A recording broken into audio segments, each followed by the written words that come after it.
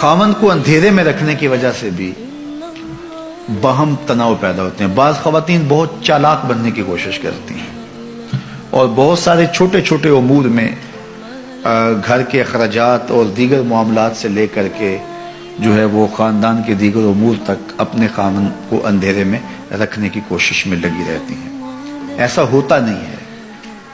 کچھ خاوند ایسے ہوتے ہیں جو ان کو کسی چیز کی سمجھ نہیں آتی ہے، لیکن عمومی طور پہ اکٹھے رہتے ہوئے یہ بات سمجھ میں آتی ہے. تو بعض تو کہتے ہیں کوئی بات نہیں، یہ ہوتا ہے، لیکن بعض کے اندر طبع کی سختی اتنی ہوتی ہے کہ اس کو پھر گوارا نہیں کر پاتے، اور پھر عورت اس عادت سے مجبور ہو کر پھر دوبارہ اسی کام پہ آتی ہے، اور پھر آہستہ آہستہ یہ اختلاف بڑھ جاتے ہیں اور کس دن طلاق تک بھی نوبت پہنچ جاتی ہے. اس لیے عورت کو کوئی ضرورت نہیں ہے کہ اپنے شوہر کو اندھیرے میں رکھے. شوہر اس کو جتنی اجازت دیتا ہے، جتنا آگے بڑھنے کی، اخراجات کے حوالے سے، رشتہ داروں کے ساتھ معاملت کے حوالے سے، اور دیگر جو ہے وہ معاشرتی تعلقات کے حوالے سے بیوی کو اتنا ہی آگے بڑھنا چاہیے، اور شوہر کی مرضی، مشاورت اور رضا کے مطابق ہونا چاہیے.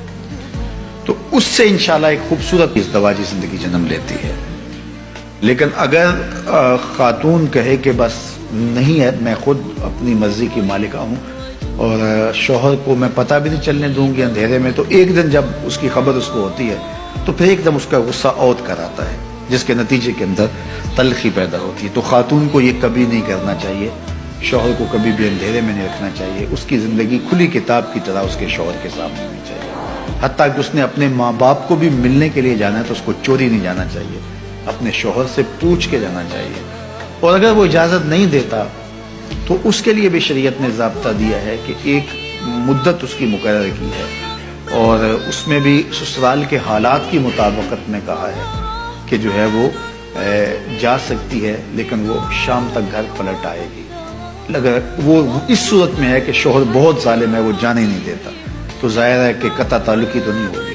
تو وہ ایک مخصوص مدت کے بعد جو ہے وہ جا سکتی ہے، لیکن شام کو پلٹ آئے گی. لیکن عمومی طور پہ ایسے ظالم شوہر تو کم ہی ہوتے ہیں، عمومی طور پہ تو جانے دیتے ہیں، تو ان کی اجازت کے بغیر. اب اگر کسی وجہ سے وہ کبھی روک دیں، بعض حالات ایسے ہوتے ہیں معروضی حالات، تو پھر بیوی کو رک جانا ہی اس کے لیے عافیت ہوتی ہے.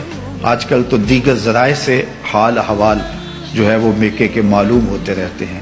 تو اس لیے یہ کہنا کہ بس تم مجھے روک نہیں سکتے ہو تو میں جاؤں گی، تو یہ چڑ اور ضد پیدا ہوتی ہے اس سے، اور جس سے جو ہے وہ دوری پیدا ہوتی ہے. تو یہ چیز بہت غلط ہوتی ہے، اور اس سے جو ہے وہ طلاق تک نوبت آتی ہے.